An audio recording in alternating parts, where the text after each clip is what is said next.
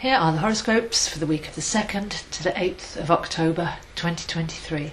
So we have a quiet week as there's a bit of activity coming up in the next few weeks, but this week is the last few days of the Venus retrograde as we come out of the complete shadow phase by the 7th. So Venus has been retrograde since the 20th of June, travelling back from 28 to 12 degrees, and turned direct on the 3rd of September. So since the 3rd of September, we're reflecting back on the changes that we made, but the whole phase spans back to the 20th of June.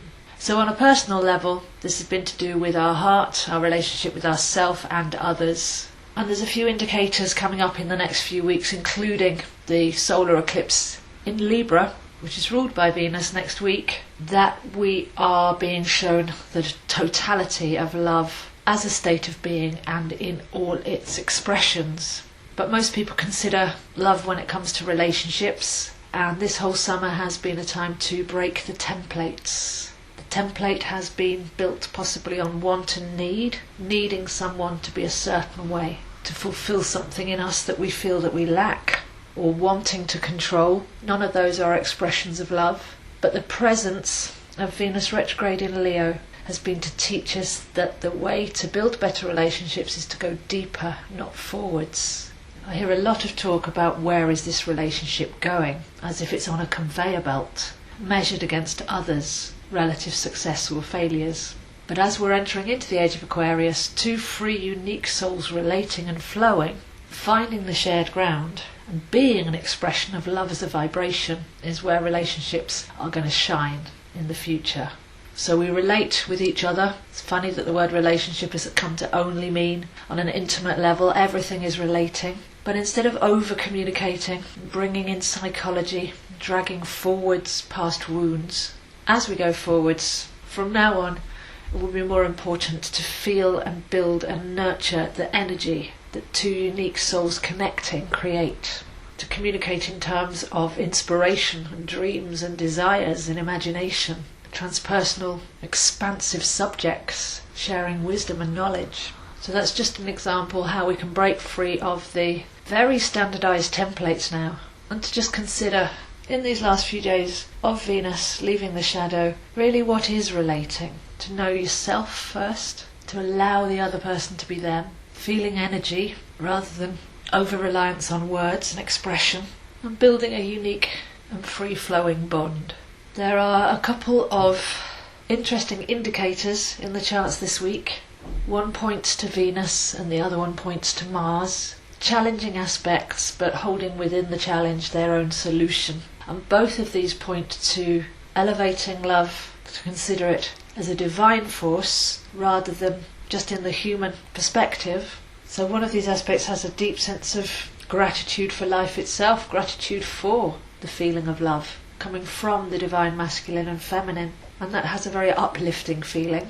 And the aspect to Mars has almost a warrior breaking through to find that independence, to see things on a unique level rather than trying to squeeze people into a box or a template, allowing the uniqueness, encouraging the uniqueness and the freedom to come forwards. So two very interesting aspects in this week's chart that show us that we can actually consider love as a divine state and shouldn't always look at it as personal or to do with self and other relationships. Next week we have Pluto turning direct, so let's consider Pluto stationary. Such a faraway planet, it takes a long time to turn around. So Pluto at the last degrees of Capricorn, getting ready to go into Aquarius in a paradigm shifting way with the Sun at the end of January. So over the last 16 years, been connecting to our transformative power, taking our power back deep within, learning to respect power and not have power plays externally in our lives, digging deep and authentic roots in the old earth sign of Capricorn. But whatever's not serving, whatever has been limiting or disempowering, has been slowly deconstructed as Capricorn represents establishment and government. So as Pluto readies to turn direct on the march towards Aquarius in January next year, there'll be evidence of things that have been deconstructed in the background. Anything to do with corruption, dishonesty, unfairness, or the limitations of a system that no longer fits the current world. So that one could be personal or on a society level, construction or deconstruction, building on solid ground and digging firm roots, or digging things up at the roots and turning the ground ready for new seeds. Pluto stationary can often bring a sense of stasis, that nothing's happening. But then as it starts to move forward, we'll see that things were happening, but just behind the scenes, just slightly out of sight. So that's one of the main activities that's going to really catapult us into the new energy of 2024. So it's worth first of all having a look at what needs to go, what's not serving us. So it's worth revising structures and establishments and traditions, even personal habits, as to whether they're undermining or underpinning you, and realising that if something crumbles, it was no longer able to serve, it's served its term. And that sort of change is necessary for the new shoots to be able to come through. So if you'd like to see where this is happening for you, I am available, zoehind7@gmail.com.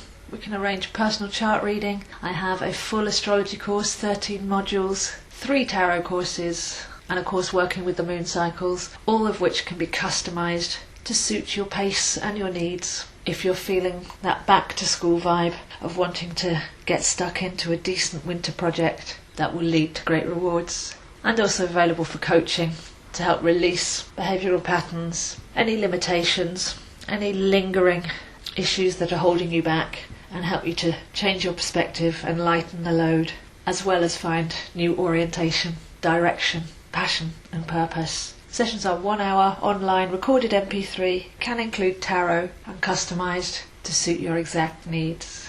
I post these videos on my YouTube channel, Zoeastro. Please do share and like and comment, as that all helps get the information out to a wider audience. And I post the links on my Instagram, zoehind7, and Facebook, AstroZo.